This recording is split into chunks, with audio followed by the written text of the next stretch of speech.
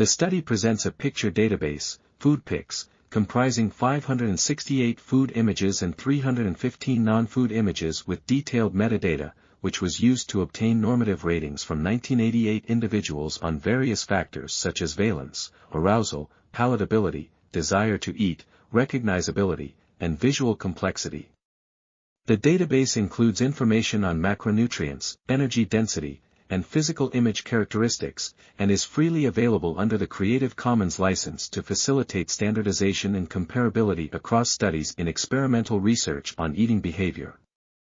This article was authored by eBlechert, Adrian, eMeule, Niko A, Busch, and others.